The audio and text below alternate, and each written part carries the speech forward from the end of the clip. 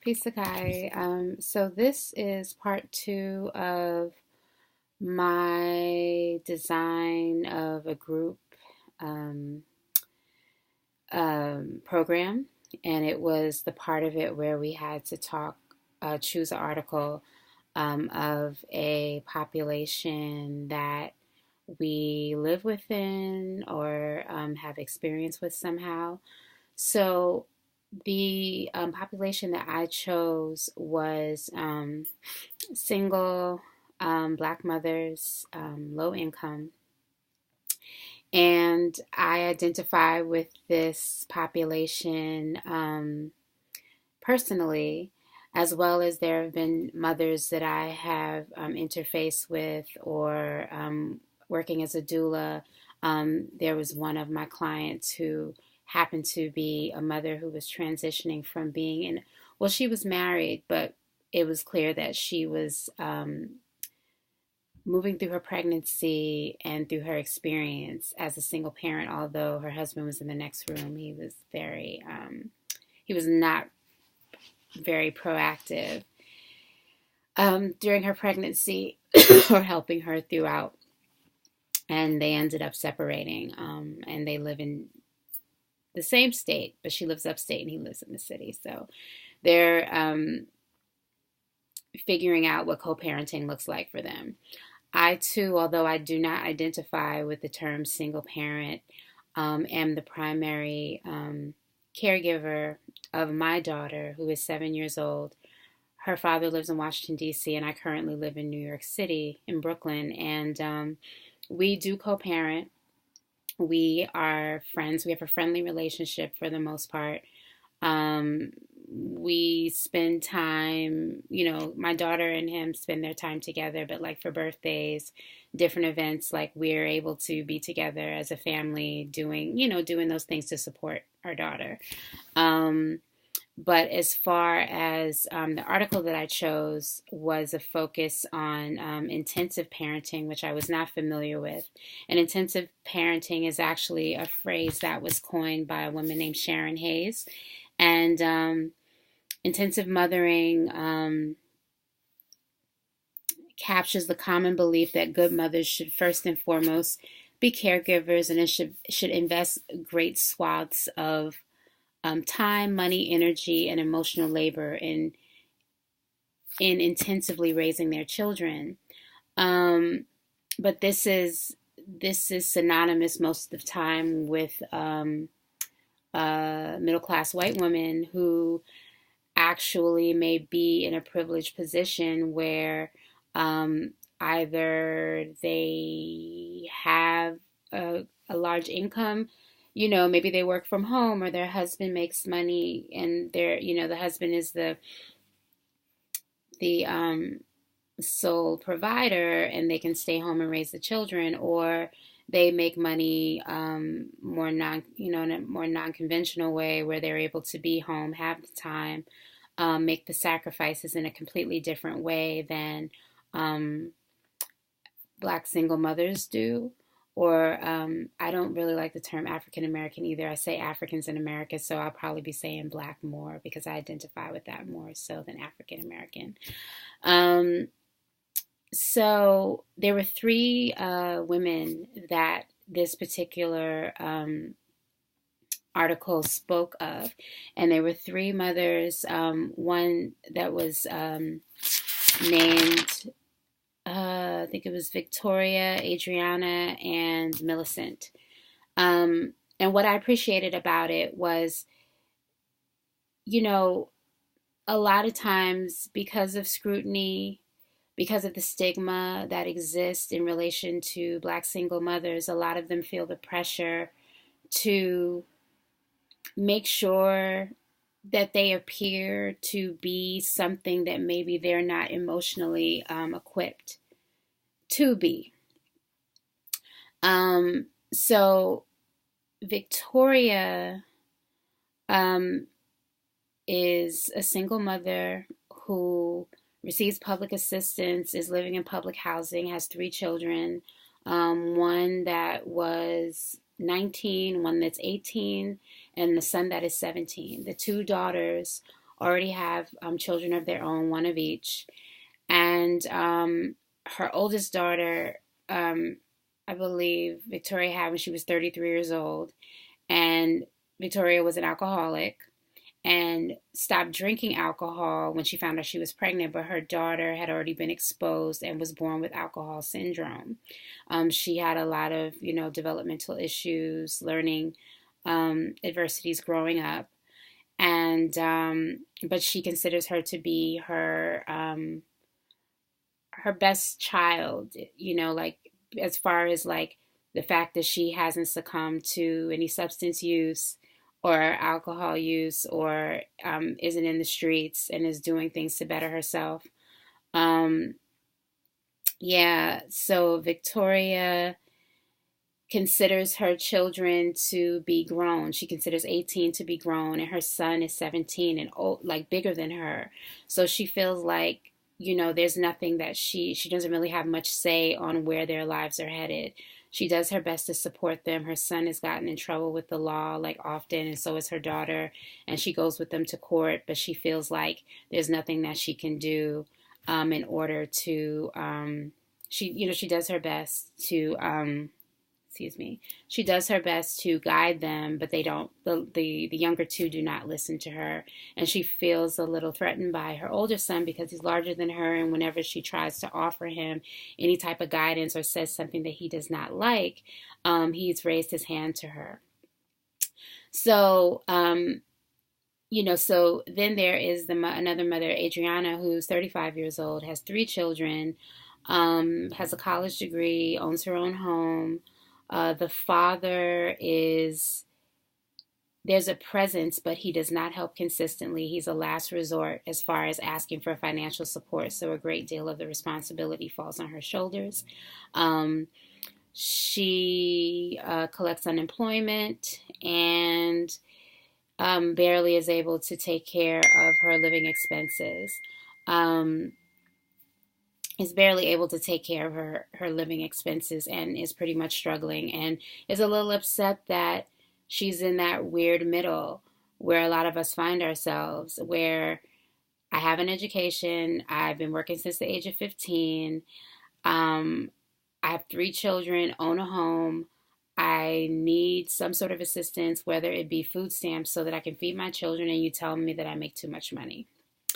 So, and she is very much more of, I guess you would say, is that authoritative parent where, she takes her children's cell phones at night and keeps them in her room. She checks their text messages. She strips their beds, and she I think recently she's considering homeschooling her sons to protect them from gang violence at school, and also believes that a great deal of the challenges that she has experienced as well as her children are greatly related to racism and discrimination.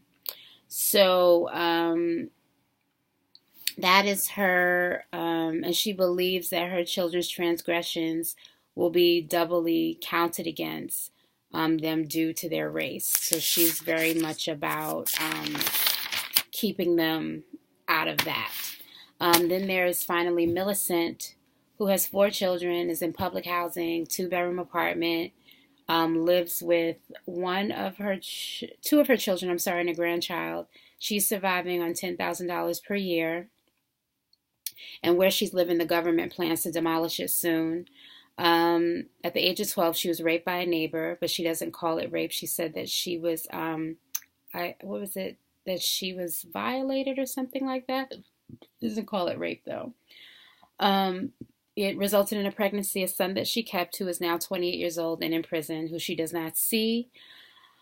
She met a man later on.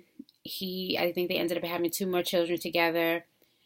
He was accused, I think he or his son were accused of molesting her 6-year-old daughter at the time. She became distressed and ended up having to go to a psychiatric facility for 3 weeks. Then she said that she unknowingly signed her daughter over to the state. So she lost her daughter, never saw her. So she had more children with this man. And yeah, she had more children with this man and ended up becoming very like super protective of them, was always worried about their safety, making sure that, you know, I'm trying to find it. Um, yeah, making sure like she didn't allow them to sleep over at people's homes. She was just always concerned. There was this paranoia of her being watched by the agencies because she was fearing that her children would be taken away. Her relationship with their father was very abusive. Um, she didn't leave because initially because he was her sole provider financially. And when she finally did leave, he would always find her, beat her again, bring her back, or she would return on her own to because she ran out of resources and needed money. So this article focuses on intensive mothering, and see the intensive mothering that occurs in middle white class families is intense for different reasons. It might be because you want your kid to go to Vassar or Vanderbilt, or you want to like keep up with whatever the competitive edge is at a particular school or something or another. These women are exhibiting intensive parenting, I guess, strategies out of survival and because of fear. They don't want to lose their children to the system. It's important to them to protect them for whatever they feel are against their children in the world. For Millicent, especially, she felt like she couldn't really express who she fully was emotionally because she felt like she couldn't fully express who she was emotionally because a fear of if she's deemed to be emotionally imbalanced, that her children will be taken away. So she's already compromising her self-care, already not taking care of herself, sacrificing her life in order to make sure that her children are safe. So that type of intensive mothering is at the detriment of the parent. Whereas the, white middle class women who are exhibiting this behavior, this way of parenting, um, yes, it is about sacrifice. Yes, it is about self reliance. But if you are, have a different level of resources, it doesn't feel the same or show up the same. And I feel like first and foremost for this population, self care, trust building, self esteem, is really an important focus. Providing them with independent sessions and group therapy will also be important because it's necessary, especially for a great deal of their beginnings, especially Millicent, who was raped at a young age, to be given the opportunity to devise and design their own narrative, rather than who they're told that they are, who they feel that they are because of the stigma that surrounds being a Black single mother. It's almost like just being Black and a single mother, you're already considered a bad mother because, like, well, where's the father? Oh, you're low income. And, for me, like I said, it's very personal because I happen to be the primary care, primary parent for my daughter. But I guess I don't really associate with single parent, that term, because I feel like no matter the situation, there's always a community. It might be the store owner that lives up the street that always gives you and your children like free bagels in the morning and gives you a cup of coffee. It may be someone in your building that looks out for you, if you get home late, and give the children somewhere to have a warm plate of food until you get home. It may be the church, it may be a community center, it may be other family members or friends. It you know what I mean? So I would say there's always people. So even though you are the primary parent in the household, I don't believe that any child is just raised single-handedly. There's always influence. There's a teacher. There's different supports. So I guess that's why I don't really associate with the term. And I would be considered to be low income, even though I do have a college degree. I am in graduate school. Um, I work full time or was working full time. I actually just, my contract ended on Thursday, which I'm really happy about because it creates more room for me to complete my studies. But yeah, it's one of those things where I was receiving food stamps prior to that. And once I got this job, I was not. And the system is just wired in a way that is so backwards because you would think the way that public assistance was set up originally was to support people during the Depression to help them to get back on their feet. It was supporting people that actually wanted to work and actually wanted to, like, as they were trying to get up on their feet, it's like, well, here's some strongholds, here's some supports in place. But because of the abuse that's occurred within the system, it's like, well, oh, you're working. Oh, well, you don't need it. And it's like, well, yeah, these are my expenses. And but and I do need it. So although I have a job and although I am educated, um, we all go through from time to time that we need help, and yeah, and I have some of the same things that, I'm very funny about Issa staying at people's houses that I don't know, her going over to people's houses that I have not sat with and met before. I'm very, very leery about that because of my own experiences growing up. So I could empathize with some of the parents, but I had that whole helicopter parenting concept of, you know, you just being hovering over your children and not giving them the space to breathe. I think that there has to be a balance. My daughter rides her scooter. I let her know that she has the space to kind of freely go, but she knows that she stops at the corner and she knows that she pays attention to people. And she also knows that she should always, if she looks back, she should always be able to see me. But I feel like you have to give your children that freedom and that space. And if you provide them with certain foundations, that they're going to know where to come back to. But I also, most of the single mothers that I know, we're all very like well traveled, well spoken, educated. Um, even if we're living in public housing or living with families or in a shelter or something or another, um, we have resources in the sense of because of what we were exposed to at some point in our lives. So we know that the place in which we stand, it's very temporary. Um, but I feel like there has to be support as far as like group therapy for this population for sure. Having a support group for other mothers so that they can hear that they're not the only ones. That would be really helpful. Um, Strongholds in place to assist their children as well as they're moving through this experience because it's a lot of ancestral trauma here, especially with all of them. There's definitely a great deal of ancestral trauma that's in hand here. Parenting skills are very important, and this population connects to the population that the group that I chose to focus on for the group design.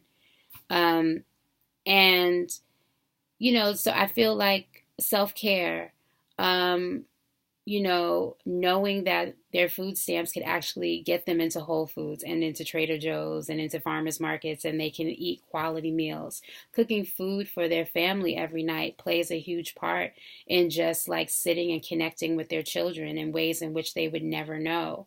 You know, connecting them with different resources of different programs that will provide like cultural activities for free or almost at no cost, different grants where, if they do choose to homeschool their children, they can play a more proactive role in creating some sort of co-op. There may be opportunities at like education assistance if they don't have their high school diploma or want to go forward towards college.